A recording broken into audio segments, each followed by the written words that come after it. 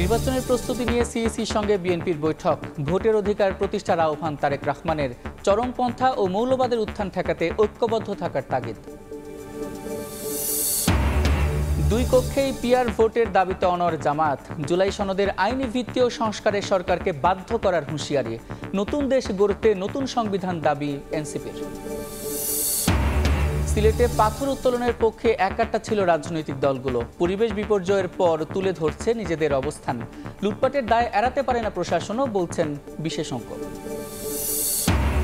বছরের পর বছর পদোন্নতি নেই ৮,০০০ সরকারি চিকিৎসকের। বিগত সরকারের আমলে প্রাধান্য পেত রাজনৈতিক পরিচয়। নিরপেক্ষ ভিন্ন মতাদর্শের জন্য ছিল শাস্তিমূলক বদলি।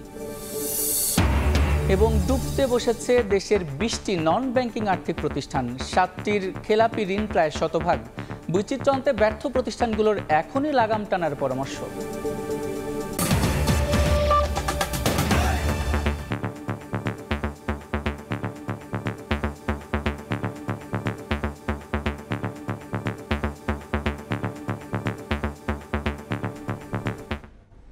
ভোরের সময় সঙ্গে আছি আমি সাদিক হাসান ইমন।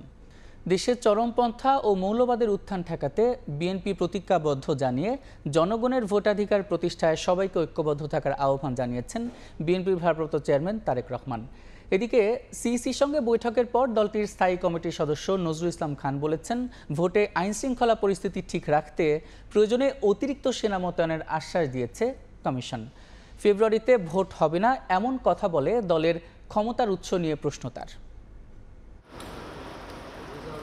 আগামী ত্রয়োদশ জাতীয় সংসদ নির্বাচন সামনে রেখে প্রধান নির্বাচন কমিশনার এএমএম নাসির উদ্দিনের সঙ্গে বৈঠক করতে রোববার বিকেলে আগারগাঁওয়ে কমিশন ভবনে বিএনপি নেতারা। দলটির স্থায়ী কমিটির সদস্য নজরুল ইসলাম খানের নেতৃত্বে ৩ সদস্যের প্রতিনিধি সিএসির কাছে নির্বাচন প্রস্তুতি, আইনশৃঙ্খলা পরিস্থিতি, প্রবাসীদের ভোটাধিকার এবং নির্বাচনী আসনের সীমানা নির্ধারণ সহ বিভিন্ন বিষয় তুলে ধরেন। পরে গণমাধ্যমে কথা বলেন নজরুল ইসলাম খান। ফেব্রুয়ারিতে ভোট হবে না এমন কথা বলা দলের ক্ষমতার উৎস নিয়ে প্রশ্ন তোলেন তিনি। ভোটে আইনশৃঙ্খলা পরিস্থিতি ঠিক রাখতে প্রয়োজনে অতিরিক্ত সেনা মোতায়েনে কমিশন আশ্বাস দিয়েছে বলেও জানান বিএনপির নেতা। প্রধান বা উপদেষ্টা মহোদয় বলেছেন নির্বাচন হবে, নির্বাচন কমিশন প্রস্তুতি নিচ্ছে। তারপরে কিসের ভিত্তিতে কোন ক্ষমতার বলে উনি বললেন এটা, এ ব্যাপারে বোধহয় তাকে জিজ্ঞেস করলে ভালো হয়। নির্বাচন কমিশন থেকে যেটা বলা হলো, নির্বাচনের সময়ে যদি প্রয়োজন হয় তারা আরও বেশি সংখ্যক সেনা সদস্য মোতায়েনের ব্যাপারে তারা অনুরোধ করবেন। এদিকে জাতীয় প্রেস ক্লাবে কবিতা পরিষদের আয়োজনে যুক্তরাজ্য থেকে ভার্চুয়ালি যুক্ত হন বিএনপির ভারপ্রাপ্ত চেয়ারম্যান তারেক রহমান। এ সময় তিনি বলেন, দেশে চরমপন্থা ও মৌলবাদ যেন আর আসতে না পারে সেজন্য প্রতিজ্ঞাবদ্ধ বিএনপি। চরমপন্থা বা মৌলবাদের অভয়ারণ্য যেন কোনোদিন পরিণত হতে না পারে সেটিও কিন্তু আমাদের প্রত্যাশা, সেটিও আমাদের লক্ষ্য। বাক স্বাধীনতা নিশ্চিতে জনগণের ভোটের অধিকার প্রতিষ্ঠায় সবাইকে ঐক্যবদ্ধ থাকার আহ্বানও জানান বিএনপির ভারপ্রাপ্ত চেয়ারম্যান। লেখার স্বাধীনতার কথা বলেছেন, মত প্রকাশের স্বাধীনতার কথা বলেছেন, আপনার মত পার্থক্য তুলে ধরার কথা বলেছেন, সমালোচনার কথা বলেছেন। আমরা সেই অধিকারগুলোকে প্রতিষ্ঠিত করতে পারি যদি আমরা একটি অ্যাকাউন্টেবল রাষ্ট্র ব্যবস্থা গড়ে তুলতে সক্ষম হই, এবং সেটি একমাত্র করা সম্ভব মানুষের ভোটের অধিকার রক্ষার মাধ্যমে। একই অনুষ্ঠানে বিএনপির স্থায়ী কমিটির সদস্য সালাউদ্দিন আহমদ বলেন, ফ্যাসিবাদ আর যেন ফিরে আসতে না পারে সেজন্য সবাইকে সজাগ থাকতে হবে। বাংলাদেশের মানুষের ইচ্ছার অভিপ্রায় সবকিছু আছে, বাস্তবায়নটা আমরা করি না, এটাই হলো ব্যবধান। আহমেদ সালেহীন, সময় সংবাদ, ঢাকা। জুলাই সনদের আইনি ভিত্তি ছাড়া নির্বাচন হলে আরেকটি ফ্যাসিবাদের জন্মের শঙ্কা জামায়াতের। উচ্চ ও নিম্ন দুকক্ষেই পিআর পদ্ধতি ছাড়া সুষ্ঠু নির্বাচন হবে না বলে মনে করে দলটি। মৌলিক সংস্কারের দাবি পূরণে সরকারকে বাধ্য করার হুঁশিয়ারি নেতাদের। আর নতুন দেশ গড়তে সব দলকে ঐক্যবদ্ধ থেকে জুলাই সনদ বাস্তবায়নের আহ্বান এনসিপির। জুলাই ঘোষণাপত্র ও জুলাই সনদের আইনি ভিত্তি ও করণীয় শীর্ষক সেমিনার আয়োজন করে বাংলাদেশ জামায়াতে ইসলামী। এতে দলের শীর্ষ নেতাদের পাশাপাশি অংশ নেন বিভিন্ন রাজনৈতিক দল ও সুশীল সমাজের প্রতিনিধিরা। অনুষ্ঠানে অংশ নিয়ে জাতীয় নাগরিক পার্টির সদস্য সচিব আক্তার হোসেন বলেন, সব রাজনৈতিক দলকে ঐক্যবদ্ধ থেকে জুলাই সনদ বাস্তবায়ন করতে হবে। বাংলাদেশের মানুষেরা জুলাই সনদ বাস্তবায়নের আইনি ভিত্তি পাবে, গণপরিষদ নির্বাচনের মধ্য দিয়ে নতুন সংবিধান হবে, ফ্যাসিবাদী সংবিধান থেকে মানুষ মুক্তি পেয়ে গণতন্ত্রের পথে বাংলাদেশের উত্তরণ ঘটবে। জুলাই সনদের আইনি ভিত্তি না নিয়ে নির্বাচন হলে নতুন করে ফ্যাসিবাদের জন্ম হবে মন্তব্য করে জামায়াতের সেক্রেটারি জেনারেল মিয়া গোলাম পরওয়ার বলেন, পিআর পদ্ধতি ছাড়া কখনোই সুষ্ঠু নির্বাচন হবে না। আইনি ভিত্তি না দিয়ে বিদ্যমান কাঠামোতে নির্বাচন হলে আরেকটা হাসিনার জন্ম হবে, আরেকটা ফ্যাসিবাদের জন্ম হবে। লোয়ার হাউস এবং আপার হাউস প্রস্তাবিত দুই হাউসেই আমরা পিআরের নির্বাচন চাই। পিআর সংস্কার এবং জুলাই সনদের আইনি ভিত্তির দাবি পূরণে সরকারকে বাধ্য করা হবে বলে হুঁশিয়ারি দেন জামায়াতের নায়েবে আমির সৈয়দ আব্দুল্লাহ মোহাম্মদ তাহের। আমরা যারা পিআর চাই, যারা সংস্কার চাই, যারা দুর্নীতিমুক্ত বাংলাদেশ চাই, সবাই মাঠে আবার ঐক্যবদ্ধভাবে যৌথভাবে আমরা এই দাবি পূরণে সরকারকে বাধ্য করব। পিআর পদ্ধতিতে ভোটের পক্ষে একটি দল ছাড়া সব রাজনৈতিক দল একই মঞ্চে আছে বলে মন্তব্য করেন জামায়াতের নায়েবে আমির। আবু সাইদ নিশান, সময় সংবাদ, ঢাকা। জুলাই সনদের চূড়ান্ত খসড়ায় কিছু অসঙ্গতি দেখছে বিএনপি। দলটির নেতারা বলছেন, সাংবিধানিক রূপ দিতে হলে সংসদের মাধ্যমে করতে হবে, অন্য কোনো উপায় নেই। জামাত বলছে, বাস্তবায়ন প্রক্রিয়া পরবর্তী নির্বাচিত সরকারের হাতে ছাড়লে জাতিসংঘে প্রতারণা করা হবে। অন্যদিকে সনদের বৈধতা নিয়ে প্রশ্ন তোলার সুযোগ না রাখার পক্ষে সমর্থন জানিয়ে উচ্চকক্ষ গঠনে পিআর পদ্ধতির সুরাহা চায় এনসিপি। আর সিপিবি বলছে, খসড়ায় ফুটে উঠেছে বিশেষ গোষ্ঠীর বয়ান। শনিবার কাঙ্ক্ষিত জুলাই সনদের পূর্ণাঙ্গ খসড়া পেয়েছে রাজনৈতিক দলগুলো। এতে বলা হয়েছে, আইনি বৈধতা নিয়ে আদালতে প্রশ্ন তোলা যাবে না। সংবিধানে ভিন্ন কিছু থাকলেও প্রাধান্য পাবে সনদ। স্বাক্ষর করার প্রস্তুতি হিসেবে 20 আগস্টের মধ্যে চূড়ান্ত মতামত চেয়েছে জাতীয় ঐকমত্য কমিশন। প্রশ্ন তোলার সুযোগ না রাখার পক্ষে সমর্থন জানিয়ে সনদের চূড়ান্ত খসড়ার বাস্তবায়নের প্রক্রিয়া উল্লেখ না থাকায় হতাশা জানিয়েছে এনসিপি। তবে প্রশ্ন তোলা যাবে না এমন অঙ্গীকারনামাকে গণতন্ত্রের সঙ্গে সাংঘর্ষিক বলছে সিপিবি। আদালতের প্রশ্নের ক্ষেত্রে এই ধরনের কেউ যাতে কোনো রিট করতে না পারে, এই পুরো প্রক্রিয়া নিয়ে, পুরো বিষয়টি নিয়ে, বিধানাবলী নিয়ে, আর এর ব্যাখ্যাটা যেন সুপ্রিম কোর্টের আপিল বিভাগের কাছে ন্যস্ত থাকে। জুলাই সনদ এটা তো আমাদের জন্য অতি প্রয়োজনীয়, একটা অত্যাবশ্যকীয় হয়ে দাঁড়িয়েছে। আমরা মনে করেছিলাম সরকার এটি নির্বাচনের আগেই পরিপূর্ণভাবে বাস্তবায়ন করবে, কিন্তু সেই দিক থেকে আসলে তেমন কোনো দিক রেখা বা রূপরেখা আমরা এই খসড়াতে এখনো পাইনি। প্রশ্ন তোলা যাবে না, বিশেষ করে আদালতে, এটা কোনো গ্রহণযোগ্য কথা না। এটা হবে যেন আমরা দায় মুক্তি দিচ্ছি, কিন্তু দায় মুক্তি দেওয়া এটা গণতন্ত্রের বিপরীতমুখী অবস্থান। খসড়ায় কিছু অসামঞ্জস্য রয়েছে জানিয়ে বিএনপি নেতা সালাউদ্দিন আহমদ বলেন, সনদকে সাংবিধানিক রূপ দিতে হলে সংসদে যেতে হবে। আরেক নেতা ইকবাল হাসান মাহমুদ টুকু বলেন, বাস্তবায়ন প্রক্রিয়া নিয়ে যারা জলঘোলা করছে তারা পতিত সরকারকে সহায়তা করছে। কিছু বিষয়ে অসামঞ্জস্যতা আছে, আর কিছু বিষয়ে সঠিকভাবে উপস্থাপিত হয়নি। তবে এগুলো আমরা আমাদের মতামতে উল্লেখ করে তাদেরকে জানিয়ে দেব। ওনারা 20 তারিখের মধ্যে পাঠাতে বলেছেন, আমরা এর ভিতরে আশা করি পাঠাতে পারব। আমরা জাতীয় ঐক্য স্বার্থে আমরা ছাড় দিয়েছি, আমরা এগ্রি করেছি। সাংবিধানিক রূপ দিতে হলে পার্লামেন্টে যেতে হবে, সুতরাং পার্লামেন্টে ছাড়তেই হবে। যত জল ঘোলা করা হবে, পানি ঘোলা করা হবে, তত পতিত সরকারের সুবিধা হবে।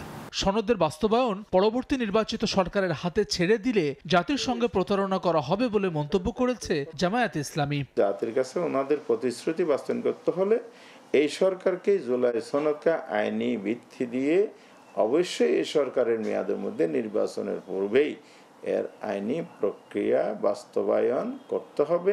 ঐকমত্য কমিশনের মেয়াদ 15 সেপ্টেম্বর পর্যন্ত 1 মাস বাড়িয়ে মন্ত্রিপরিষদ বিভাগ থেকে প্রজ্ঞাপন জারি করা হয়েছে। বাস্তবায়ন প্রক্রিয়া এবং সনদ চূড়ান্ত করতে রাজনৈতিক দলগুলোর সাথে আবারও বৈঠক হওয়ার কথা রয়েছে ঐকমত্য কমিশনের। হাসান ওয়ালি, সময় সংবাদ, ঢাকা। বিদেশে বাংলাদেশি দূতাবাস থেকে রাষ্ট্রপতির ছবি সরানোর সঙ্গে নির্বাচনের কোনো সম্পর্ক নেই। প্রধান উপদেষ্টার নির্দেশনা অনুযায়ী আগামী ফেব্রুয়ারিতে নির্বাচন হবে বলে জানিয়েছেন পরিবেশ উপদেষ্টা। সিলেটে পাথর লুটে স্থানীয় প্রশাসনের যোগসাজশ বা নীরব ভূমিকার বিষয়ে ব্যবস্থা নেওয়ার কথাও জানান তিনি। আগামী জানুয়ারিতেই চীনের সহায়তায় তিস্তা মহাপ্রকল্পের কাজ শুরু হবে বলেও জানান উপদেষ্টা।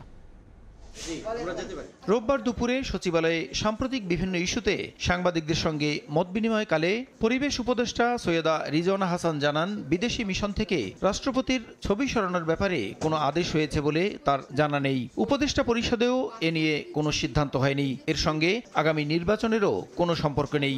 সরকার সকল উপদেষ্টা পরিষদ এরকম তো উপদেষ্টা পরিষদের বৈঠক তো হয়নি, আর আদৌ এরকম কোনো মৌখিক নির্দেশ দিয়েছে কিনা, আদৌ সরানো হচ্ছে কিনা সেগুলো তো জানি না। আমি বলতে পারছি না যে আসলে প্রেক্ষিতটা কি, কিন্তু এটার সাথে নির্বাচনের কোনো সম্পর্ক আছে বলে আমার মনে হচ্ছে। প্রধান উপদেষ্টার নির্দেশনা অনুযায়ী আগামী ফেব্রুয়ারিতেই নির্বাচন হবে জানিয়ে বলেন, ফেব্রুয়ারিতে নির্বাচন হবে না এটি কোনো রাজনৈতিক দলের নিজস্ব মত।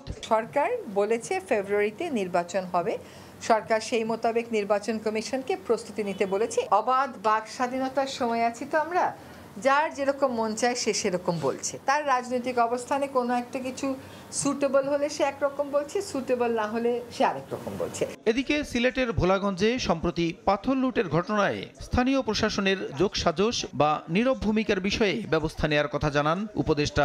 এইখানে যে ঐক্যটা গড়ে উঠেছে, এই ঐক্যটার বিপরীতে প্রশাসন হয় যোগসাজশ করেছে, নতুবা নীরব থেকেছে, বা দুটোই করেছে, এবং সেজন্য প্রশাসনের ব্যাপারে আমরা ব্যবস্থা নিব কিনা দ্রুতই দেখতে পাবেন। আগামী জানুয়ারি থেকেই 10 বছরের জন্য চীনের সঙ্গে তিস্তা মহাপ্রকল্পের কাজ শুরু হচ্ছে উল্লেখ করে উপদেষ্টা জানান, এই প্রকল্পের মাধ্যমে নদী ভাঙন, বন্যা নিয়ন্ত্রণ এবং শুষ্ক মৌসুমে সেচের পানি ধরে রাখাই প্রধান লক্ষ্য। প্রসূন আশিস, সময় সংবাদ, ঢাকা।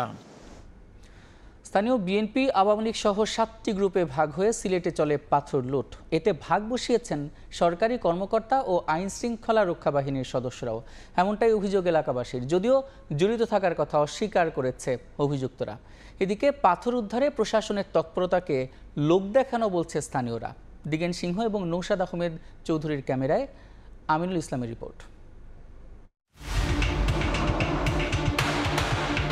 পাথরের সাথে কোনো কাঁসার মিট জবাই করে ফেলে জ্বালাও কথা বললে হবে না। এই পাথরটা তো উত্তোলন করা নিষেধ এখানে। আমি হইতে পারলাম না, আমি ব্যবসার সাথে জড়িত না। তাহলে আপনি পালিয়ে না, আমি আপনার ভাই। গত বছরের 13 অক্টোবর ভোলাগঞ্জ সাদা পাথর এলাকা থেকে রাতের অন্ধকারে অবাধে পাথর লুটপাটকারী চক্রের তাণ্ডব তুলে ধরে বিশেষ প্রতিবেদন প্রচার করে সময় সংবাদ। 10 মাস পরের অবস্থা নিয়ে সারা দেশে সৃষ্টি হয়েছে তোলপাড়। এক সময়ের নয়নাভিরাম সাদা পাথর পর্যটন স্পট থেকে লুটে নেওয়া হয়েছে প্রায় 1.5 কোটি ঘনফুটের বেশি পাথর। প্রতিবাদে ফুঁসে উঠেছে গোটা দেশ। এখন আবার লুটের পাথর ফিরিয়ে এনে পূর্বের অবস্থায় নেবার চেষ্টা চলছে। মিডিয়া দেখেও দেখেন না, পুলিশে দেখেও দেখেন না। জেলা প্রশাসনের গাফলতির কারণে এই ধরনের একটা অপকর্ম হয়ে গিয়েছে।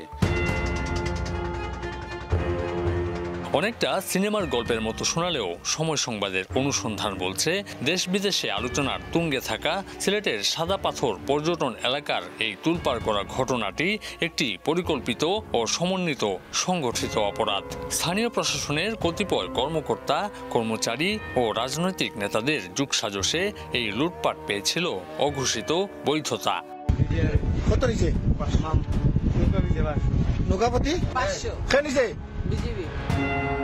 লুটপাট চলাকালে কোম্পানিগঞ্জ থানা পুলিশের ভূমিকা নিয়েও আছে নানা প্রশ্ন।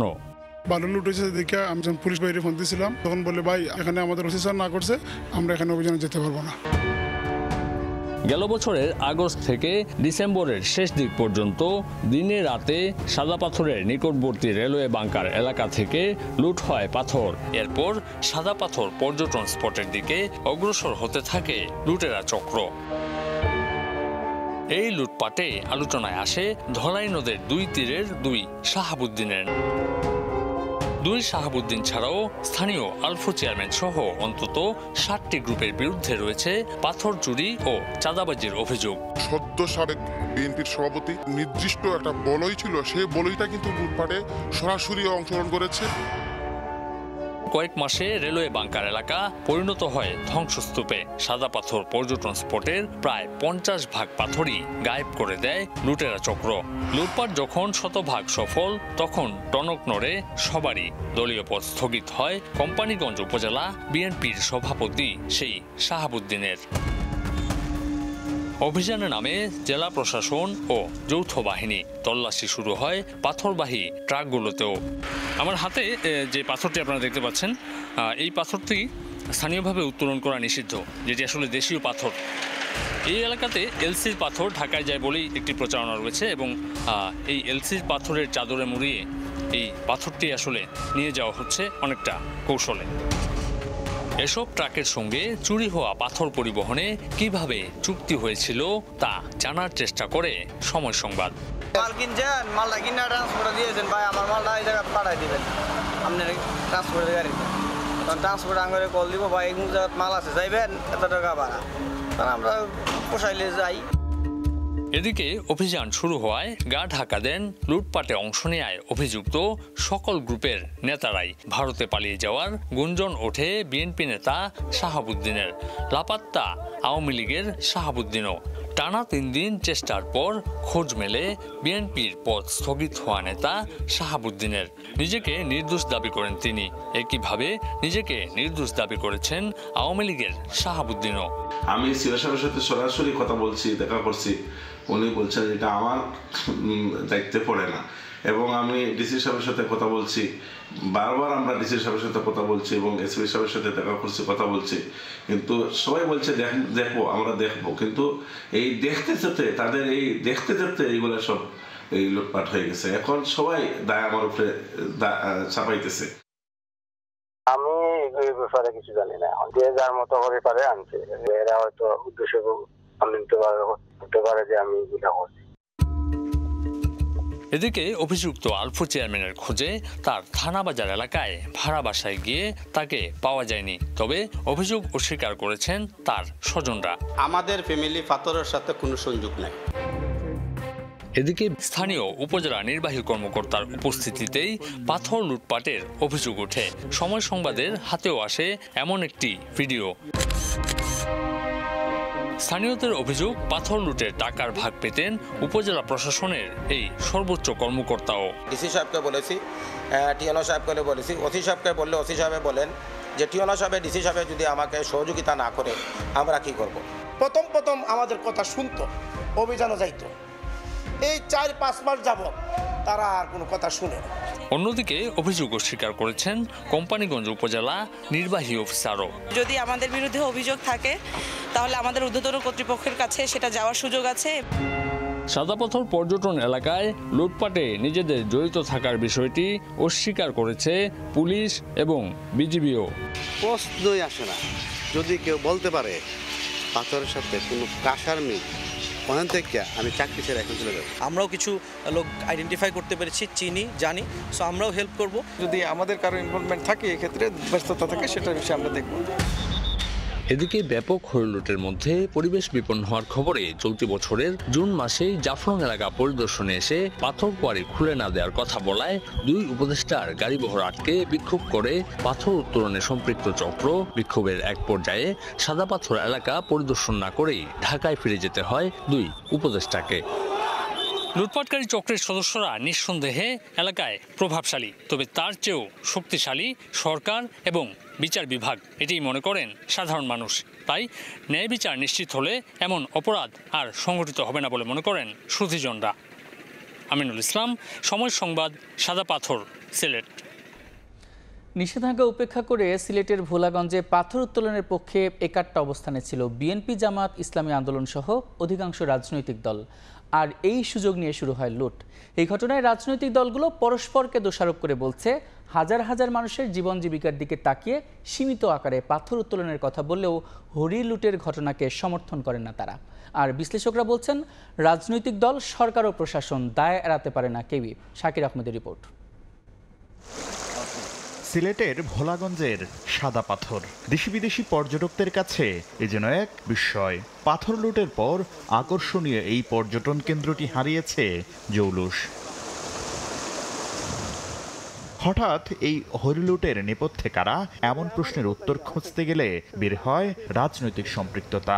ভোলাগঞ্জের কোয়ারির ইজারা বাতিল ও পাথর উত্তোলনের নিষেধাজ্ঞাকে উপেক্ষা করে প্রায় সব রাজনৈতিক দল পাথর উত্তোলনের পক্ষে দাঁড় করিয়েছিল নানা যুক্তি। গত বছরের সেপ্টেম্বরে পাথর উত্তোলনের নিষেধাজ্ঞাকে ভারতীয় আগ্রাসন দাবি করে ইসলামী আন্দোলন বাংলাদেশের পক্ষ থেকে বলা হয়, দ্রুত পাথর উত্তোলন না করলে ভয়াবহ বন্যার সৃষ্টি হবে। তবে দলটির মুখপাত্র বলছেন, ইসলামী আন্দোলন লুটের ঘটনায় সম্পৃক্ত নয়।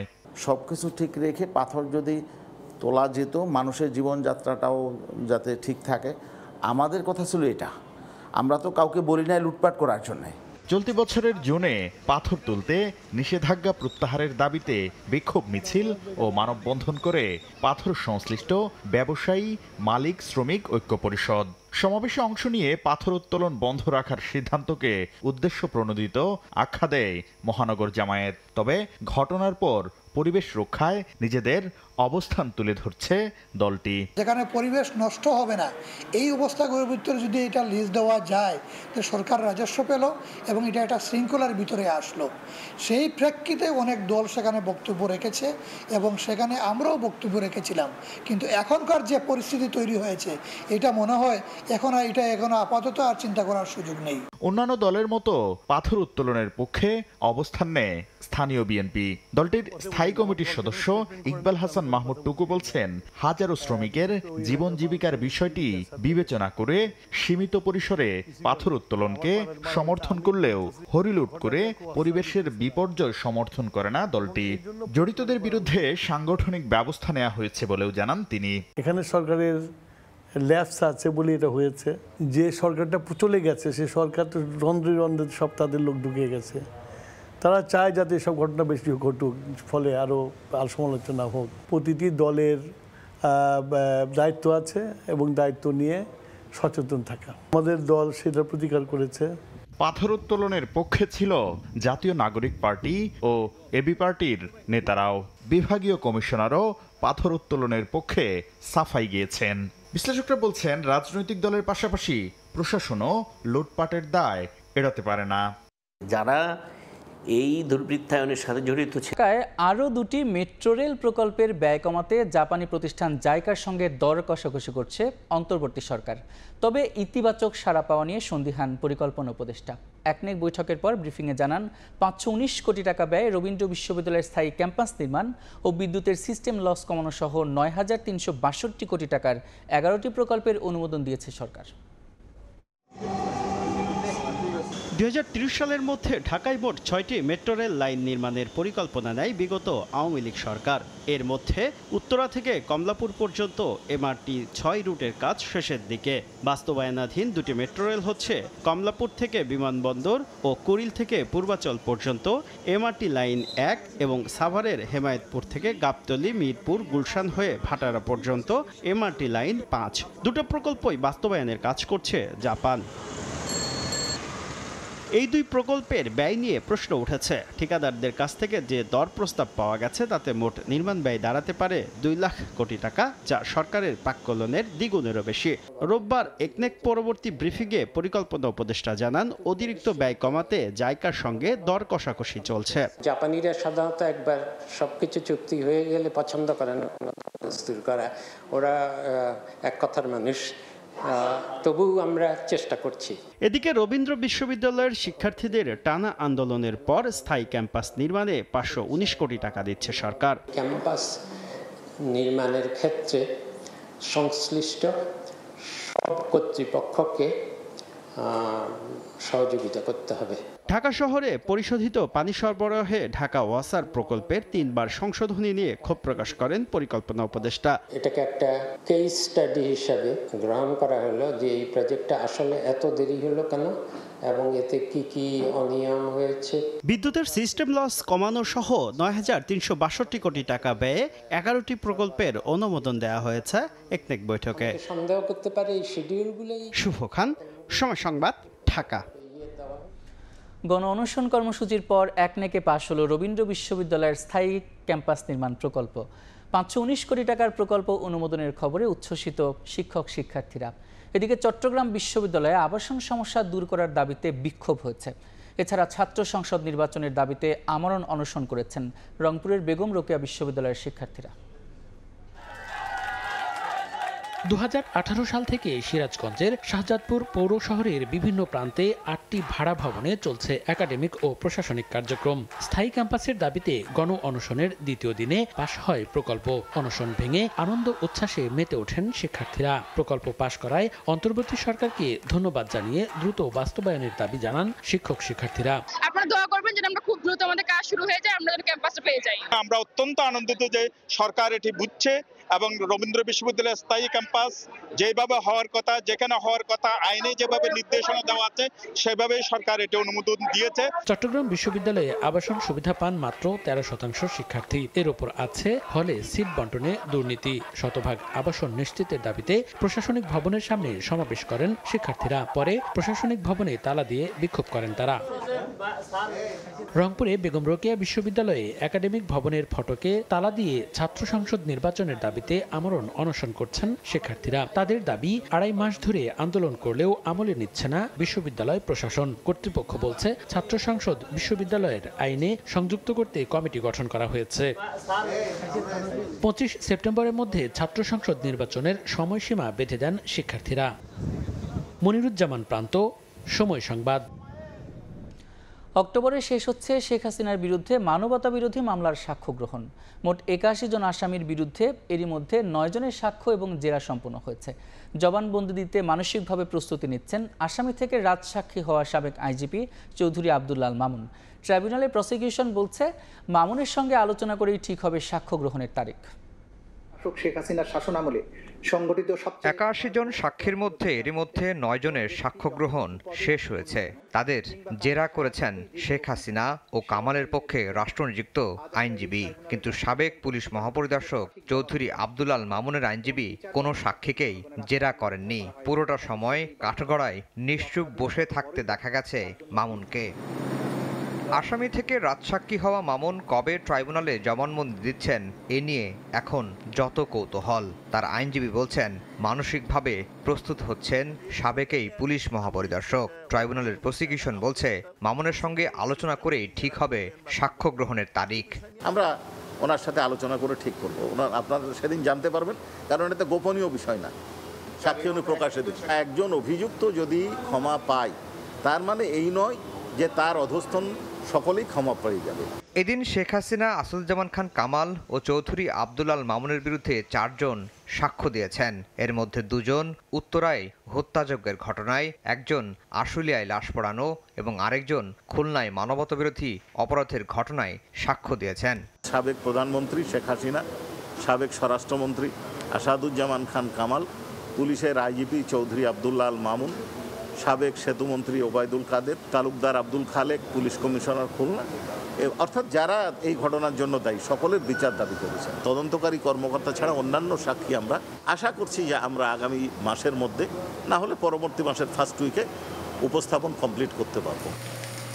এদিকে রামপুরা, মোহাম্মদপুর, যাত্রাবাড়ি, গাজীপুরের কোনাবাড়ির আলাদা 4 মামলায় 15 জন আসামিকে ট্রাইব্যুনালে হাজির করা হয়। প্রসিকিউশনের সময় আবেদনে এসব মামলা তদন্ত রিপোর্ট দাখিল পিছিয়ে দিয়েছেন ট্রাইব্যুনাল।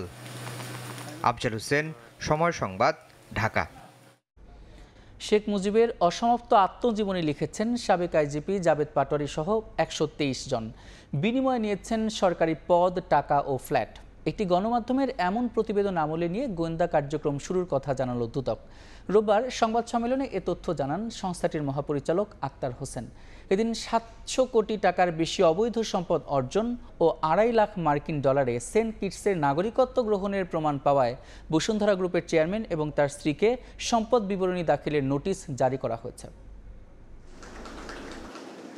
শেখ মুজিবুর রহমানের অসমাপ্ত আত্মজীবনী 2012 সালে প্রকাশিত বইটির ভূমিকায় শেখ হাসিনা লিখেছিলেন। বঙ্গবন্ধুর লেখা 4টি খাতা সম্পাদনা ও সংশোধনের পর প্রকাশ করা হয়েছে বইটি। তবে সম্প্রতি একটি গণমাধ্যমের প্রতিবেদনে দাবি করা হয় বইটি লিখেছেন সাবেক পুলিশ প্রধান জাভেদ পাটোয়ারি এবং তার নেতৃত্বে থাকা 123 সদস্যের একটি দল। বিনিময়ে সরকারি পদ, নগদ অর্থ ও ফ্ল্যাট পাওয়ার অভিযোগ করা হয় প্রতিবেদনে। রোববার দুদক মহাপরিচালক জানালেন, এ ঘটনা তদন্তে গোয়েন্দা কার্যক্রম শুরু হয়েছে। গোয়েন্দা কার্যক্রম আমরা ইতিমধ্যে শুরু করা হয়েছে এবং আমাদের গোয়েন্দা প্রতিবেদন প্রাপ্তি সাপেক্ষেই এই বিষয়ে পরবর্তী সিদ্ধান্ত আপনাদেরকে অবহিত করা হবে। এদিকে আলোচিত ব্যবসায়ী প্রতিষ্ঠান বসুন্ধরা গ্রুপের চেয়ারম্যান আহমেদ আকবর সুবহান ও তার স্ত্রী আফরোজা বেগমের বিরুদ্ধে 700 কোটি টাকার বেশি অবৈধ সম্পদ অর্জনের প্রমাণ পাওয়ার কথা জানায় দুদক। একই সঙ্গে 2.5 লাখ মার্কিন ডলারে সেন্ট কিটস অ্যান্ড নেভিসের নাগরিকত্ব গ্রহণ করার অভিযোগে তাদের বিরুদ্ধে সম্পদ বিবরণী দাখিলের নোটিশ জারি করা হয়েছে।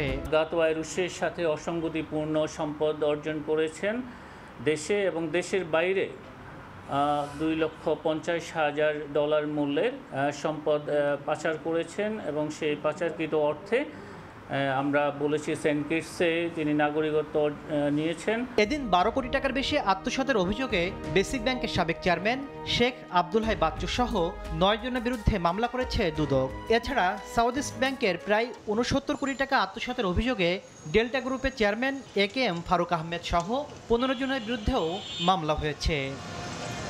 তাসলিম তৌহিদ, সময় সংবাদ, ঢাকা। খেলাপি ঋণের চাপে করুণ দশায় ব্যাংক বহির্ভূত 20টি আর্থিক প্রতিষ্ঠানের। 7টির খেলাপি ঋণের পরিমাণ 95 থেকে 100%, আর 52 থেকে 83% বোঝা টানছে আরও 13টি আর্থিক প্রতিষ্ঠান। অনিয়মে জড়িত এসব প্রতিষ্ঠানের বিরুদ্ধে কঠোর ব্যবস্থা নেওয়ার পরামর্শ বিশ্লেষকদের। মার্চবা বন্ধ করার আগে 20টি আর্থিক প্রতিষ্ঠানকে চিঠি দিয়েছে বাংলাদেশ ব্যাংক, এসেছে জবাবও।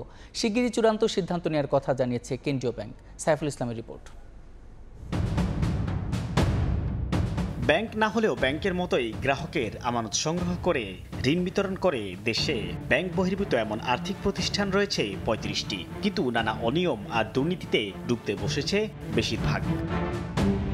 বাংলাদেশ ব্যাংকের তথ্য, এই খাতে মোট খেলাপি ঋণের পরিমাণ 27,189 কোটি টাকা। গেল 3 মাসে বেড়েছে 2,100 কোটি টাকা। এর মধ্যে far east, BIFC, union capital এবং ইন্টারন্যাশনাল লিজিংয়ের বিতরণ করা ঋণের 95% বেশি উঠেছে খেলাপির তালিকায়। এর বাইরে আরও 13 প্রতিষ্ঠানের অবস্থা নাজুক। তাদের দেয়া ঋণের 52 থেকে 82% বেশি হয়েছে খেলাপি। অর্থনীতিতে শক্তিশালী ভূমিকা রাখতে আর ব্যাংকিং ব্যবস্থায় বৈচিত্র্য আনতে ব্যর্থ এসব প্রতিষ্ঠানের লাগাম টানার পরামর্শ আর্থিক খাত বিশ্লেষকদের। ব্যাংকিং মার্কেটে যেহেতু আর নতুন লাইসেন্স দেওয়ার সুবিধা না, সেই জন্য এই সমস্ত লুটেরাদের লাইসেন্স দেওয়া হয়েছে আপনার নন ব্যাংক। এরা নন ব্যাংক থেকেও টাকা পয়সা মারছে। যারা নাকি ফাইন্যান্সিয়ালি সাউন্ড আছে, যার ক্যাপিটাল ভালো, লিকুইডিটি ভালো, যার NPL কম, এই ধরনের 2-3টা রেখে বাকি সবগুলো এক্সিট পলিসিতে ফেলে দেওয়া উচিত বা এগুলো বন্ধ করে দেওয়া উচিত। এমন পরিস্থিতিতে প্রতিষ্ঠানগুলো কেন বন্ধ বা মার্জ করা হবে না, সেই ব্যাখ্যা চেয়ে বাংলাদেশ ব্যাংকের দেয়া চিঠির জবাবও এসেছে। বর্তমানে চলছে তথ্য যাচাইয়ের কাজ, এরপর চূড়ান্ত সিদ্ধান্ত নেওয়া হবে বলে জানিয়েছে বাংলাদেশ ব্যাংক। আবেগী কথাবার্তা চলবে না, তাকে বিভিন্ন ফ্যাক্টস অ্যান্ড ফিগার্স দিয়ে বোঝাতে হবে যে এই ফিগারের কারণে আমার প্রতিষ্ঠান চলমান থাকবে, বন্ধ করা উচিত হবে না। তো সেগুলো আবার আমরা আমাদের ছাঁচে ফেলে দেখব ফিনান্সিয়াল ইন্ডিকেটরগুলির যে অবনতি ঘটেছে আগামী 5 বছরের মধ্যে এখান থেকে আমি উত্তরণ করতে পারবো। এখন সেই 5 বছরটা আমাদের কাছে অ্যাকসেপ্টেবল কিনা, বা 5 বছর সময় যদি দেওয়া হয় সত্যিকার অর্থে 5 বছরে সে এই অবস্থা থেকে উত্তরণ করতে পারবে কিনা, সেটাও তো আমাদেরকে অ্যানালাইসিস করে দেখতে হবে। কেন্দ্রীয় ব্যাংকের তথ্য, এর আগে গেল ডিসেম্বরে 35 নন ব্যাংকিং আর্থিক প্রতিষ্ঠানের খেলাপি ঋণ ছিল 25,089 কোটি টাকা, যা এই খাতের বিতরণ করা মোট ঋণের 33.25%। সাইফুল ইসলাম, সময় সংবাদ, ঢাকা। 21টি বেসরকারি অফডকে ট্যারিফ বাড়ানো নিয়ে বিগডার সঙ্গে BGME শিপিং অ্যাসোসিয়েশনের টক অফ ওয়ার শুরু হয়েছে। কোনো রকম আলোচনা ছাড়াই 30 থেকে 63% ট্যারিফ বাড়ানোর অভিযোগ জানিয়ে এই সিদ্ধান্ত থেকে সরে আসতে চিঠি দিয়েছেন তারা। এতে বছরে 1000 কোটি টাকার বেশি খরচ বাড়বে বলে দাবি তাদের। অপরদিকে ডলারের সঙ্গে টাকার দরের তারতম্যের কারণে ট্যারিফ বাড়ানো থেকে সরে না আসার ঘোষণা দিয়েছে বিগডা। শাখাওয়াত টিপুর ক্যামেরায় বিস্তারিত জানাচ্ছেন কমলদেব। আগামী 1 সেপ্টেম্বর থেকে সব ধরনের সেবার ট্যারিফ বাড়িয়ে দিচ্ছে চট্টগ্রাম বন্দর কেন্দ্রিক 21টি বেসরকারি off dock. Container stuffing, ground rent, lift off, lift on, documentation এবং বন্দর থেকে অফডকগামী যানবাহনের পরিবহন চার্জ বাড়ছে সর্বনিম্ন 300 থেকে সর্বোচ্চ 6000 টাকা পর্যন্ত। তবে প্রকারভেদে 30 থেকে 63% ট্যারিফ বাড়ানোর সিদ্ধান্তকে অযৌক্তিক উল্লেখ করে চিঠি দিয়েছে বাংলাদেশ শিপিং এজেন্ট অ্যাসোসিয়েশন। অফডক হচ্ছে পোর্টের এক্সটেনশন, সো এখানে একটা পোর্টের মধ্যস্থতার ব্যাপার আছে। আলটিমেট অফডকে যদি ট্যারিফ বাড়ে সবগুলো কিন্তু একটা ইম্প্যাক্ট কিন্তু আমাদের দেশের অর্থনীতির উপর পড়বে। মূলত বন্দরের উপর চাপ কমাতে 1996 সাল থেকে যাত্রা শুরু হয়েছিল বেসরকারি অফডকের। প্রথম পর্যায়ে খালি কন্টেনার, দ্বিতীয় পর্যায়ে রফতানি এবং সবশেষ 7 দফায় 68 ধরনের পণ্য ডেলিভারি দেওয়ার অনুমতিও পেয়েছেন তারা। দেশের আমদানি বাণিজ্যের 68 ধরনের পণ্য ডেলিভারি হয় বেসরকারি 21টি অফডকে। একই সাথে রপ্তানির 93% জাহাজীকরণও সম্পন্ন হয়। তবে বর্তমানে যে ট্যারিফ বাড়ানো হচ্ছে তাতে ক্ষতিগ্রস্ত হবে BGME শিপিং এজেন্ট অ্যাসোসিয়েশন, বাফা এবং একই সাথে সিএনএফ এজেন্ট। আর তাই ট্যারিফ সংশোধনের জন্য তারা চিঠিও দিয়েছে বিগডার কাছে। সদ্য বিদায়ী 2024-25 অর্থ বছরে 7,77,000 রফতানি এবং 2,65,000 আমদানি কন্টেনার হ্যান্ডেলিং হয়েছে বেসরকারি অফডকগুলোতে। নতুন ট্যারিফ কার্যকর হলে বছরে খরচ বাড়বে অন্তত 1,000 কোটি টাকা। আর তাই ট্যারিফ নিয়ে আপত্তি রয়েছে বিজিএমই এর। সার্ভিসটা ডেভেলপ না করে হঠাৎ করে বৃদ্ধির জন্য ওরা একটা পায়তারা করছে। আমরা চাই এটা টাস্কফোর্স করে যৌথভাবে এটার একটা ন্যায় নির্ধারণ করা হোক। সেবা গ্রহণকারী বিভিন্ন সংস্থা এবং প্রতিষ্ঠানের পক্ষ থেকে ট্যারিফ না বাড়ানোর আবেদন সম্বলিত চিঠি পেল নিজেদের সিদ্ধান্ত এখনও অনড় অবস্থানে রয়েছে বেসরকারি অফডক মালিকদের সংগঠন বিগডা। এক্ষেত্রে ডলারের বিপরীতে টাকার মূল্যের তারতম্যের তথ্য তুলে ধরেছেন এই বিগডা কর্মকর্তা। ইউএস ডলারের এগেনস্টে টাকার যে ডিভ্যালুয়েশন হয়েছে সেটা প্রায় 55%-এর অধিক। সুতরাং বেসরকারি অফডকগুলো কিন্তু বিভিন্ন খাতেই তাদের মাসুলগুলো আগের মতো পাচ্ছে না। তাই এছাড়া অপারেশনাল খরচ, লেবার কস্ট বৃদ্ধি, ট্রান্সপোর্টেশন কস্ট বৃদ্ধি, বিভিন্ন কারণে ডিপোগুলোকে তাদের চার্জ পুনর্নির্ধারণ করতে হয়েছে। এদিকে বিগডা ট্যারিফের বিরুদ্ধে অবস্থান নিয়ে অংশীজনরা যেমন বন্দরে দ্বারস্থ হয়েছে, ঠিক তেমনি নিজেদের অবস্থান ব্যাখ্যা করে বন্দরকে চিঠি দিয়েছে বিগডা। আমরা যেটা চট্টগ্রাম বন্দর কর্তৃপক্ষ থেকে যেটা বলতে চাই, এটা দুপক্ষের মধ্যেই একটা সমঝোতার ভিত্তিতে এই চার্জটা যৌক্তিকভাবে নির্ধারণ হওয়া উচিত। সবশেষ 2021 সালে তেলের মূল্য বেড়ে যাওয়ার অজুহাতে 23% হারে ট্যারিফ বাড়িয়েছিল এই অফডকগুলো। কমল দে, সময় সংবাদ, চট্টগ্রাম। বঙ্গোপসাগরে মাছ শিকারে গিয়ে প্রতি বছরই ঘটছে ট্রলার ডুবি। নিখোঁজ হচ্ছেন শত শত জেলে, কর্মক্ষম সদস্য হারিয়ে দিশেহারা অসংখ্য পরিবার। কিন্তু জেলেদের উদ্ধারে এখনও গড়ে ওঠেনি কার্যকর কোনো উদ্যোগ। প্রতি বছর নিখোঁজের তালিকা লম্বা হলেও সঠিক পরিসংখ্যান নেই সংশ্লিষ্ট কোনো দপ্তরের কাছে। বিস্তারিত জানাচ্ছেন শিকদার জাবির হোসেন, ক্যামেরায় ছিলেন তৌকিব পেঁদা। পেটের দায়ে গভীর সমুদ্রে পাড়ি দিয়েছিলেন 62 বছর বয়সী নজরুল ইসলাম। গত 25 জুলাই বঙ্গোপসাগরের উত্তাল ঢেউয়ের কবলে পড়ে 15 জেলেসহ ডুবে যায় তাদের ট্রলার। এক সপ্তাহ পর 1 আগস্ট কুয়াকাটা সৈকতে ভেসে আসে তার নিথর দেহ। পরিবারের একমাত্র উপার্জনক্ষম ব্যক্তিকে হারিয়ে দিশেহারা নজরুলের স্বজনরা। প্রতিবেশীর দেয়া চাল, ডাল আর সামান্য সহায়তায় চলছে তাদের সংসার। এদিকে ট্রলার মালিক ও সরকারিভাবে মিলছে না কোনো সাহায্য। এতে দুঃখ দুর্দশায় দিন কাটছে পরিবারটির। সে মৃত্যুর পর লাশ পাইছে আমার মানুষের সাহায্য দিয়া এখন পর্যন্ত আমার সংসারটা চালাইতে আছে আমার গ্রামবাসীর লোকেরা। আমরা যে সময় কি অবস্থা আছি তা একটু খোঁজ নেয় না এরা। পটুয়াখালী, ভোলা ও বরগুনার উপকূলে এমন হাজারো জেলে পরিবারের একই অবস্থা। প্রতি বছর গভীর সমুদ্রে মাছ শিকারে গিয়ে প্রাণ হারান অসংখ্য জেলে। কেউ কেউ বছরের পর বছর নিখোঁজ থাকেন। এছাড়া স্রোতের টানে দিগ্ভ্রান্ত হয়ে ভারতীয় জলসীমায় ঢুকে হদিস মেলে না অনেক জেলের। সিঙ্গেল উঠে বা বন্যা আসে, আমাকে জানার নিরাপত্তা নাই। আমাদের অনেক ভাই, অনেক বন্ধু নিখোঁজ হয়ে গেছে, সাগরে তলায় গেছে। বিশেষজ্ঞরা বলছেন জোড়াতালির ইঞ্জিন চালিত ট্রলার নিয়ে গভীর সমুদ্রে মাছ ধরেন অনেক জেলে। বেশিরভাগ নৌযানে নেই পর্যাপ্ত লাইফ জ্যাকেট বা লাইফ বয়া। দুর্ঘটনার সময় আত্মরক্ষার সুযোগও মেলে না। তাই সরকারি বেসরকারি উদ্যোগে জেলেদের প্রশিক্ষণ, নিরাপত্তা সরঞ্জাম সরবরাহ ও সচেতনতা বৃদ্ধির আহ্বান জানান তারা। যে সমস্ত জেলেরা ডেড বডি ফিরে আসে বা হারিয়ে যায় তাদেরকে সরকারি পর্যায় থেকে বা বেসরকারি পর্যায় থেকে তাদের পরিবারের নিরাপত্তা দেওয়া, আর্থিক সহায়তা সহ এগুলোর আওতায় আনতে হবে। কিভাবে এগুলো থেকে উত্তরণ করা যায়, এগুলো সরকারি বেসরকারি পর্যায়ে এবং আমাদের বিশ্ববিদ্যালয়ের মতো গবেষণার মাধ্যমে এগুলো উত্তরণ করতে হবে। মৎস্য অধিদপ্তরের মহাপরিচালক জানালেন, দেশে নিবন্ধিত জেলের সংখ্যা 17 লাখ। এদের মধ্যে কেউ সমুদ্রে মাছ শিকারে গিয়ে নিখোঁজ হলে তাদের পরিবারকে 50,000 টাকা অনুদান দেওয়া হয়। যদি কোনো জেলে পরিবার আমাদের এরকম করে বিপদগ্রস্ত হয় এবং মারা যায়, তাদের জন্য কিন্তু আমরা 50,000 টাকা করে অনুদান দিয়ে থাকি। তো এরকম তথ্য যদি আমাদের কাছে আসে, আজকেও আসে, কালকেও আসে, তাহলে কিন্তু আমরা সহজেই এটা আমরা দিতে পারি। প্রতি বছর বঙ্গোপসাগরে নিখোঁজ হয় হাজারো জেলে, কিন্তু সঠিক পরিসংখ্যান নেই মৎস্য বিভাগের কাছেও। বঙ্গোপসাগরের উত্তাল ঢেউয়ের সঙ্গে লড়াই করে মাছ তুলে এনে দেশের মানুষের আমিষের চাহিদা যারা যোগান দিতেন, তাদের অনেকেই ফিরতে পারেননি ঘরে।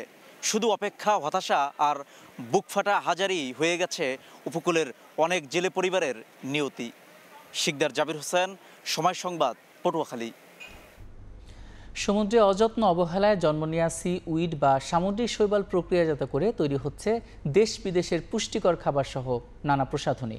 দীর্ঘ কয়েক মাস ধরে সাগরে শৈবাল চাষ করে এসব পণ্য উৎপাদনে সফলতা পেয়েছেন বিজ্ঞান ও প্রযুক্তি বিশ্ববিদ্যালয়ের ফিশারিজ, বায়োলজি অ্যান্ড জেনেটিক্স বিভাগের শিক্ষক শিক্ষার্থীরা। সুজন দামের ছবি ও মোহাম্মদ মনির হোসেন বাদলের তথ্য নিয়ে রিপোর্ট। সাগরে অযত্ন অবহেলায় জন্ম নেয় সিউইড বা সামুদ্রিক শৈবাল। কয়েক মাস ভাসমান বাঁশের বেড়া ও জাল দিয়ে রাখার পর সেগুলো সংগ্রহ করছেন পটুয়াখালী বিজ্ঞান ও প্রযুক্তি বিশ্ববিদ্যালয়ের শিক্ষক শিক্ষার্থীরা। এরপর ল্যাবে নিয়ে শৈবাল থেকে তৈরি করা হচ্ছে আইসক্রিম, মিষ্টি, জিলাপি, বিস্কুট ও জাপানের বিখ্যাত সুশির অন্যতম প্রধান উপকরণ নুরিশিট সহ বিভিন্ন ধরনের সুস্বাদু ও পুষ্টিকর খাবার। এছাড়াও ফুড সাপ্লিমেন্ট, ট্যাবলেট, সাবান, উপটান সহ নানা প্রসাধনী তৈরিতেও ব্যবহার করা হচ্ছে সিউইড। বিশ্ববিদ্যালয়ের মৎস্য বিজ্ঞান অনুষদের ফিশারিজ, বায়োলজি অ্যান্ড জেনেটিক্স বিভাগের শিক্ষক ও শিক্ষার্থীরা এমন সফলতা পেয়েছেন। সিউইডটা কালচার এবং হারভেস্ট করা হয় এবং তারপর এগুলো শুকিয়ে সিউইড বেসড বিভিন্ন প্রোডাক্ট তৈরি করা হয়। জাপানে সুশি নামক একটা প্রোডাক্ট খুবই জনপ্রিয়, যার প্রধান উপাদানটা নুরিশিট। আমরা নুরিশিটটা ডেভেলপ করেছি। সবগুলো প্রোডাক্টের কোনো সাইড ইফেক্ট নেই এবং এগুলো স্বাস্থ্যের জন্য খুবই ভালো। সিউইড থেকে যে আইসক্রিম বানানো যায় এটা আসলে ভাবাই যায় না। এই প্রকল্পের উদ্দেশ্যই ছিল আমরা সিউইড থেকে ভ্যালু অ্যাডেড ফুড প্রোডাক্ট তৈরি করব।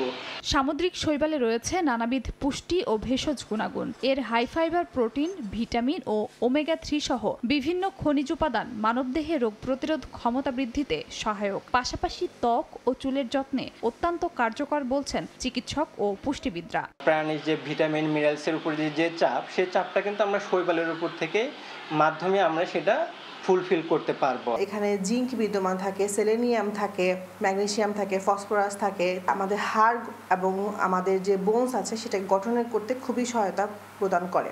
জলবায়ু পরিবর্তনের বিরূপ প্রভাব মোকাবিলা এবং প্রাণীজ উপকরণের উপর চাপ কমাতে বিকল্প হিসেবে সামুদ্রিক শৈবাল ব্যবহারে গুরুত্ব আরোপ করছেন বিশেষজ্ঞরা। সামুদ্রিক শৈবালের প্রচুর পুষ্টিগুণ থাকার কারণে আমরা এখান থেকে একটা বিভিন্ন ধরনের বিকল্প কি খাদ্য হিসেবে বিভিন্ন ধরনের খাদ্য প্রোডাক্ট বানানো যায়, আমরা এই চিন্তা ভাবনা থেকেই আমরা প্রথমে উদ্যোগ গ্রহণ করি।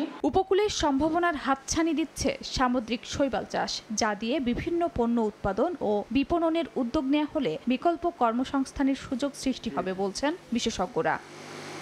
সময় সংবাদ, পটুয়াখালী। পৌরসভার 3টি প্রকল্প সাধারণ মানুষের কোনো কাজে আসছে না। রাষ্ট্রের প্রায় 30 কোটি টাকা ব্যয়ে নির্মিত এসব প্রকল্পের যৌক্তিকতা নিয়ে প্রশ্ন তুলেছে নাগরিক সমাজ। তাদের অভিযোগ, প্রকল্প বাস্তবায়নে অব্যবস্থাপনা এবং অনিয়মের কারণে এমন অবস্থার সৃষ্টি হয়েছে। তবে এ বিষয়ে দায়সারা বক্তব্য পৌর প্রশাসকের। রুবেল হোসেনের ছবিতে সাইফুল মিরাজের রিপোর্ট। বরগুনা পৌর শহরের বর্জ্য সমস্যা নিরসনে প্রায় 16 কোটি টাকা ব্যয়ে নির্মাণ করা হয় পরিশোধনাগার। এখানে বর্জ্য প্রক্রিয়াজাত করে সার উৎপাদন করার কথা, কিন্তু ত্রুটি থাকায় উদ্বোধনের 4 বছর পরও এটি চালু করা যায়নি।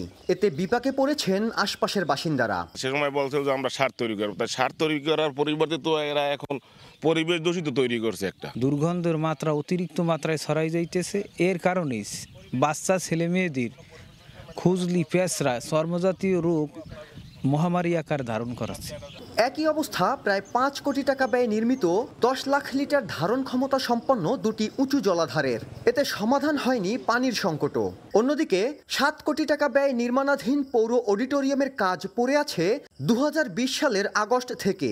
পৌরসভার তথ্য অনুযায়ী ভৌত কাঠামোর 57% কাজ সম্পন্ন হলেও প্রাক্কলিত ব্যয়ের 68% বিল প্রদান করা হয়েছে ঠিকাদারি প্রতিষ্ঠানকে। ভবনটা অসম্পূর্ণ থাকার কারণে প্রত্যেকটা জায়গায় বিভিন্ন রকমের মাদক সেবনের কার্যক্রম চলে।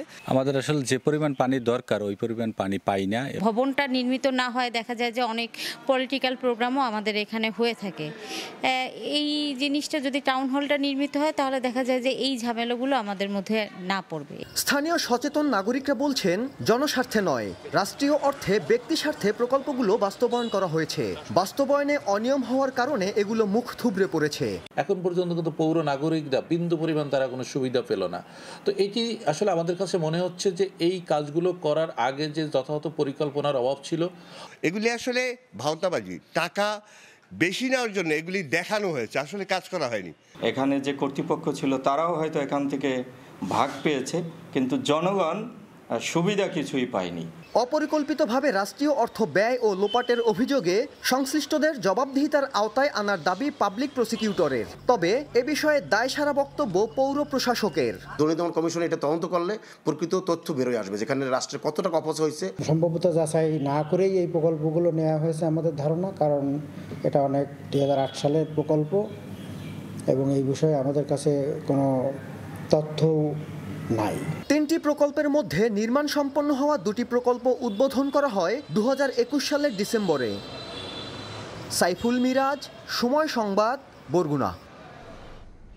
পিরোজপুর টগড়া পাথরঘাটা পিরোজপুরের একটি ব্যস্ততম সড়ক। এর উপরে গাছ ও বৈদ্যুতিক খুঁটি থাকায় মারাত্মকভাবে ব্যাহত হচ্ছে যানবাহনের স্বাভাবিক চলাচল, ফলে প্রতিনিয়ত ঘটছে দুর্ঘটনা। গত 3 বছরে এই সড়কে দুর্ঘটনায় প্রাণহানি হচ্ছে অন্তত 25 জনের। জিয়াউল হকের তথ্য ও ছবিতে রিপোর্ট। সড়কের সীমানায় গাছ, যানবাহনের স্বাভাবিক চলাচল ব্যাহত, এতে প্রায়ই ঘটে দুর্ঘটনা। পিরোজপুর টগড়া পাথরঘাটা সড়কের এমন দশা। প্রায় 10 বছর আগে সড়কটি প্রশস্ত করার সময় রাস্তার অংশে থেকে যায় বেশ কিছু গাছ ও বৈদ্যুতিক খুঁটি। এছাড়া সড়কটিতে রয়েছে অনেকগুলো ঝুঁকিপূর্ণ বাঁক। গত 3 বছরে মাইটভাঙা, ঝাউতলা, শঙ্করপাশা, মল্লিকবাড়ি, উমেদপুর ও টগড়া মোড়ে দুর্ঘটনায় মারা গেছেন অন্তত 25 জন। এই গাছগুলো রাস্তার দিকে যোগ, এক গাড়ি আর এক গাড়ির দূর থেকে দেখতে পায় না। মাঝখান থেকে একটা গাড়ি আসলে আমরা রাস্তার পাশে দাঁড়াই দিতে হয়। গাছের জন্য বাটিটা করতে পারতেছি না। বেলতলায় 7 জন লোক মারা গেছে। তারপরে কাজীবাড়ির সামনে গাড়ি সাইড দিতে যাইয়া 2 জন লোকের গায়ের উপরে উঠে দিয়েছে, যে 2 জন লোক মারা গেছে। গাছগুলো যদি অপসারণ করা হয় তাহলে কিছুটা দুর্ভোগ কমবে। তবে সড়ক বিভাগ জানায় রাস্তার 2 পাশের গাছগুলো জেলা পরিষদের সংশ্লিষ্ট দফতর গাছগুলো অপসারণে সম্মত হয়েছে। জেলা পরিষদকে আমরা পত্রের মাধ্যমে জানিয়েছি এবং ওনারা, আমরা যতদূর আমাদের কাছে ইনফরমেশন রয়েছে, ওনারা এই বিষয়ে ইতিমধ্যে কার্যক্রম গ্রহণ করেছেন। গাছগুলো মার্কিংয়ের কাজ ওনারা শেষ করেছেন এবং দরপত্র আহ্বান করেছেন। আশা করছি জেলা পরিষদের ভারসাম্যতে খুব দ্রুততম সময়ে গাছগুলো অপসারণ করা সম্ভব হবে। পিরোজপুর টগড়া পাথরঘাটা 56 কিলোমিটার সড়কে অন্তত 18টি ঝুঁকিপূর্ণ স্থান রয়েছে। সময় সংবাদ, পিরোজপুর। ভোরের সময় এই ছিল আমার কাছে। পরবর্তী সংবাদগুলো জানাতে সঙ্গে থাকবেন শবনম নিবিড়। ধন্যবাদ সাদিক। পরবর্তী সংবাদগুলো নিয়ে ফিরছি কিছুক্ষণ পরে। দেখছেন ভোরের সময়, সঙ্গেই থাকুন। ভোলার বোরহানউদ্দিনে পুনর্বাসনের অভাবে মানবেতর জীবনযাপন করছে শতাধিক ভূমিহীন মাঝি পরিবার।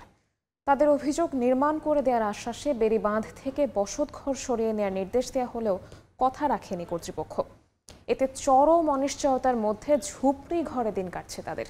উপজেলা প্রশাসনের পক্ষ থেকে পুনর্বাসনের আশ্বাস দেওয়া হলেও পানি উন্নয়ন বোর্ড বলছে বরাদ্দ না থাকায় নিজেদেরই তুলতে হবে ঘর। নাসিরউদ্দিন লিটনের রিপোর্ট, ছবি তুলেছেন উৎপল দেবনাথ।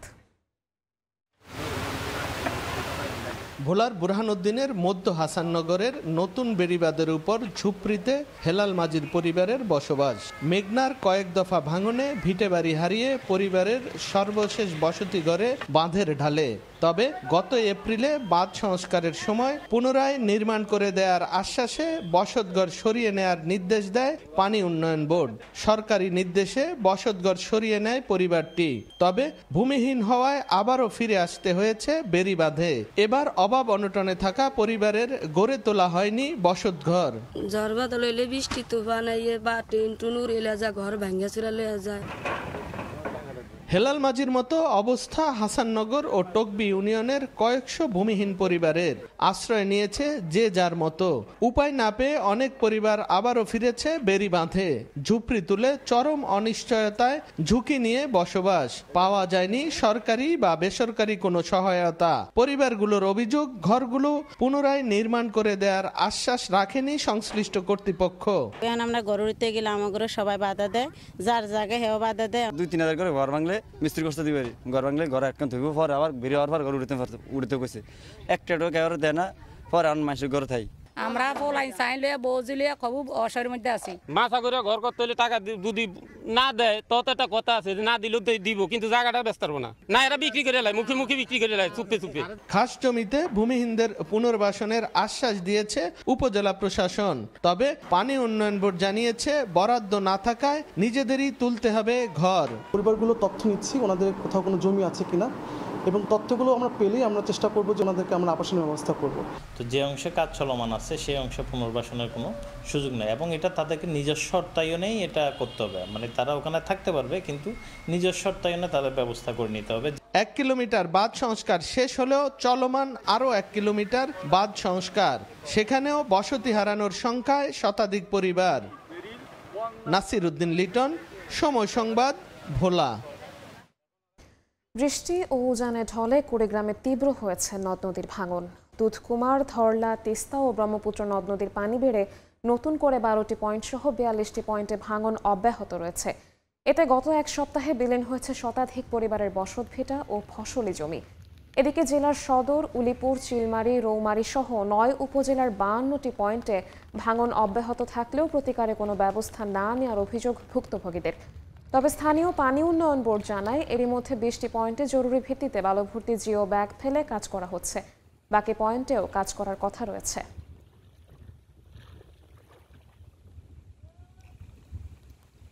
এই নদী বর্তমান যে পর্যায়ে ভাঙছে বা ভাঙতেছে, অনেক মানুষ বিলীন হয়ে যাইতেছে। বাড়িঘর অনেক ছিল, ভাই ভাঙিয়ে অনেক দুঃখ তো সৎ পড়ে গেছে মানুষ। তা নদীতে যদি তোমরা যদি আনার চেষ্টা করি বাঁধলে না, তা আমার তো কত একটা হাই হইলে আমার চিন্তায় জ্বালাও কমিল হয়। আমরা এই নদী ভাঙনের জন্য অনেক মানববন্ধন করছি, কিন্তু সরকার আমাদেরকে তেমন কাজ করে। সিলেটের ভোলাগঞ্জ থেকে লুট হওয়া পাথর উদ্ধার এবং সরিয়ে নেওয়া ঠেকাতে রোববারও চলে তৎপরতা। পাথর বোঝাই ট্রাক তল্লাশি করে সেনাবাহিনী। ঘনবসতিপূর্ণ এলাকা থেকে লুট হওয়া পাথর উদ্ধার হলেও এর দায় নিতে চায়নি কেউ। কোম্পানিগঞ্জের বিভিন্ন এলাকা ঘুরে দিগেন সিংহের ছবিতে অপু বণিকের রিপোর্ট। সিলেটের বড়শোলা বাজারের ভোলাগঞ্জ সড়ক, যেখানে বসানো হয়েছে সেনাবাহিনীর তল্লাশি চৌকি। টানা 5ম দিনের মতো সিলেট ভোলাগঞ্জ সড়কে প্রবেশ মুখে দেখা যায় যৌথ বাহিনীর এই তৎপরতা। একের পর এক পাথর বোঝাই ট্রাক থামিয়ে চালানো হয় তল্লাশি। রোববার সকালে কোম্পানিগঞ্জের কলাবাড়ি এবং কালীবাড়ি এলাকায় একটি ক্রাশার মিলের আঙিনায় মাটি চাপা অবস্থায় পাথরের সন্ধান পায় যৌথ বাহিনী। এ সময় সেখান থেকে 5000 ঘনফুট পাথর উদ্ধার করা হয়। নির্বাহী ম্যাজিস্ট্রেট তমালিকা পালের নেতৃত্বে সদর উপজেলার কালীবাড়ি এলাকায় পরিচালিত হয় আরেকটি অভিযান। এ সময় একটি খোলা মাঠে লুকিয়ে রাখা বিপুল পরিমাণ সাদা পাথর উদ্ধার করা হয়। তবে এই বিষয়ে মুখ খোলেনি স্থানীয়রা। কলাবাড়ির 2টা স্পট থেকে প্রায় 5000 পাথর জব্দ করেছি এবং এর মধ্যে অধিকাংশ পাথর আমি অলরেডি সাদা পাথরের যে স্পট ভোলাগঞ্জ স্পটে পাঠিয়েছি। আমার কার্যক্রম চলমান আছে, যারা জড়িত আছে তাদের বিরুদ্ধে নিয়মিত মামলা রুজু করার জন্য। এখানে পাথরগুলো আছে, রাতের আধারে ফালিয়ে যায়, কে বা কারা ফালিয়ে যায় কিছু জানি না। সঠিক আমি জানতাম না ভাই, আমার অভিজ্ঞতা যতটুকু আমি সঠিক জানতাম না। অন্যজনটা জানা জিজ্ঞাসা পাইবা প্রমাণ, আমি সঠিক কইতে পারলাম না। এদিকে পাথর লুটের ঘটনায় তদন্ত কমিটি গঠনের 5 দিন পেরিয়ে গেলেও প্রতিবেদন জমা দিতে পারেনি বলে জানিয়েছেন কমিটির প্রধান সিলেট অতিরিক্ত জেলা প্রশাসক। দিনে গাজায় ইসরায়েলি হামলায় প্রাণ গেছে অন্তত 57 জন ফিলিস্তিনির, যাদের ভেতর 38 জনই মারা গেছেন ত্রাণ সহায়তা নিতে গিয়ে। যুক্তরাজ্যের প্রায় 100 জন সংসদ সদস্য গাজার গুরুতর অসুস্থ শিশুদের দ্রুত সরিয়ে নেওয়ার জন্য সরকারের প্রতি আবেদন জানিয়েছেন। ইসরায়েলের গাজা দখল নীতিকে সমর্থন না করার আশ্বাস দিয়েছে মিশর। এদিকে বিনিয়ামিন নেতানিয়াহুর গ্রেটার ইসরায়েলের প্রতি নিন্দা জানিয়েছে ইরানের পররাষ্ট্র মন্ত্রণালয়। গাজায় নেতানিয়াহু বাহিনীর আগ্রাসন যেন থামার নয়। স্থানীয় সময় রোববার উপত্যকাটির আল বুরেইজ শরণার্থী শিবির সহ বেশ কয়েকটি এলাকায় হামলা চালায় ইসরায়েলি সেনারা। এতে হতাহত হন বহু ফিলিস্তিনি। যুক্তরাজ্যের প্রায় 100 সংসদ সদস্য গাজার গুরুতর অসুস্থ শিশুদের দ্রুত সরিয়ে নিতে সরকারের প্রতি আবেদন জানান। চিঠিতে তারা আশ্রয় ও চিকিৎসা পরবর্তী সুরক্ষার পাশাপাশি গাজার বায়োমেট্রিক ভিসা কেন্দ্র পুনরায় চালুর প্রয়োজনীয়তার কথাও উল্লেখ করেন। মিশরের প্রধানমন্ত্রী মুস্তাফা মাদবুলি ও পররাষ্ট্রমন্ত্রী বদর আবদেলাত্তি ফিলিস্তিন প্রশাসনের নেতাদের সঙ্গে বৈঠকে ইসরায়েলের গাজা দখল নীতিকে সমর্থন না করার আশ্বাস দিয়েছেন। গাজার পুনর্গঠন পরিকল্পনা এবং মানবিক সহায়তা বাড়ানোর উপায় নিয়েও আলোচনা করেন তারা। এদিকে ইরানের পররাষ্ট্র মন্ত্রণালয় বিনিয়ামিন নেতানিয়াহুর গ্রেটার ইসরায়েলের প্রতি নিন্দা জানিয়েছে। মন্ত্রণালয় বলছে এই পদক্ষেপের একমাত্র লক্ষ্য ফিলিস্তিনিদের পরিচয় মুছে ফেলা। জাতিসংঘের বিশ্ব খাদ্য কর্মসূচি জানায় বর্তমানে গাজায় 5 লাখ মানুষ ক্ষুধার্ত অবস্থায় রয়েছে। গাজায় খাদ্য সহায়তা প্রায় 47% লক্ষ্য অর্জন করছে। সংস্থাটি সতর্ক করে বলছে কেবলমাত্র স্থায়ী শান্তি চুক্তি খাদ্য সহায়তা বাড়ানোর পথ খুলতে পারবে। অর্জিতা শেহজিন, সময় সংবাদ। ইয়েমেনের রাজধানী সানার একটি বিদ্যুৎ কেন্দ্রে হামলা চালিয়েছে ইসরায়েলি নৌবাহিনী। স্থানীয় বাসিন্দারা অন্তত 2টি বিস্ফোরণের শব্দ শোনার কথা জানিয়েছে। হাউথি নিয়ন্ত্রিত আল মাসিরাহ টিভি জানায় এই হামলায় হেজিয়াস বিদ্যুৎ কেন্দ্রের জেনারেটরগুলো নষ্ট হয়ে গেছে। তবে জরুরি নিরাপত্তা কর্মীদের তৎপরতায় ক্ষয়ক্ষতির পরিমাণ নিয়ন্ত্রণে আনা গেছে বলে জানিয়েছেন দেশটির উপপ্রধানমন্ত্রী।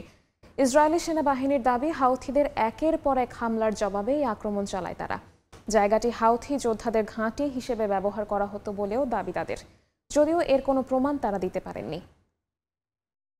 বৈঠকে ডোনাল্ড ট্রাম্পের অর্জন আপাতদৃষ্টিতে সামান্যই।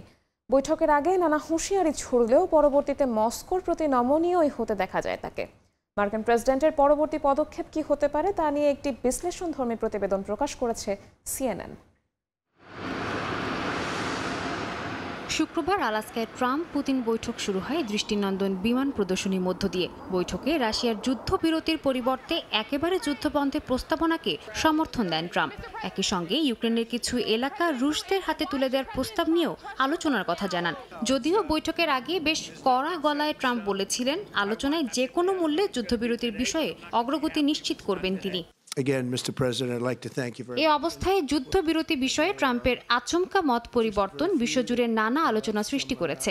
বিশেষ করে ইউক্রেনের ভবিষ্যৎ নিয়ে নানা মহলে গুঞ্জন উঠছে। গণমাধ্যমগুলোতে ট্রাম্পের সম্ভাব্য পদক্ষেপগুলো নিয়ে বিচার বিশ্লেষণও দেখা যাচ্ছে। CNN-এর এমনই একটি বিশ্লেষণধর্মী প্রতিবেদনে মার্কিন প্রেসিডেন্টের সম্ভাব্য পরবর্তী পদক্ষেপগুলো উঠে এসেছে। প্রতিবেদনটি অনুযায়ী পুতিনের প্রতি ট্রাম্পের এই নমনীয় ভাব ইউক্রেনের জন্য কাল হয়ে দাঁড়াতে পারে। যদিও তিনি চাইতে পারেন নিজের মর্যাদা রক্ষা ও রাশিয়ার কৌশল পুনঃস্থির করতে মার্কিন চাপ ও শুল্ক নীতি চালু রাখতে। ফক্স নিউজকে দেয়া সাক্ষাৎকারে ট্রাম্প বলেন তিনি হয়তো 2-3 সপ্তাহ পর আবারও শুল্ক নিয়ে ভাবতে পারেন।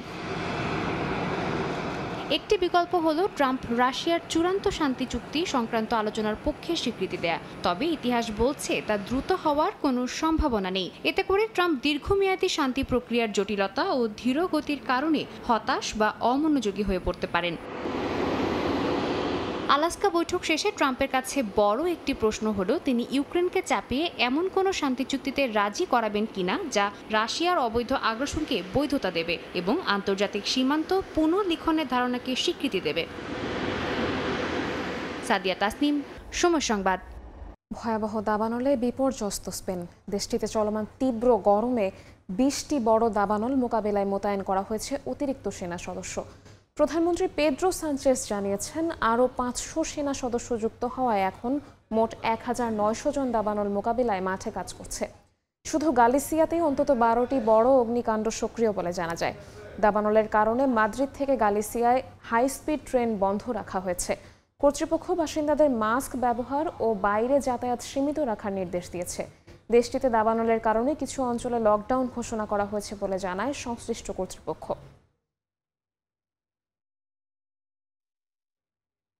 ইতালি ও ইউরোপ জুড়ে চলছে মধ্য আগস্টের গ্রীষ্মকালীন ছুটি। অসংখ্য পর্যটকের ভিড়ে মুখরিত ইতালির সবগুলো পর্যটন কেন্দ্র। এবারের ছুটিতে লক্ষণীয়ভাবে বৃদ্ধি পেয়েছে বাংলাদেশি পর্যটকের সংখ্যাও। এতে খুশি প্রবাসী বাংলাদেশিরা। বিস্তারিত ইতালি প্রতিনিধি মাকসুদ রহমানের তথ্য চিত্র রিপোর্টে। ইতালিতে গ্রীষ্মকালীন ছুটি মানে পর্যটন কেন্দ্রগুলোতে উপচে পড়া ভিড়। সারা বছরের ক্লান্তি ভুলে পরিবার পরিজন নিয়ে এসব পর্যটন কেন্দ্রে ঘুরতে যান দেশ বিদেশের পর্যটকরা।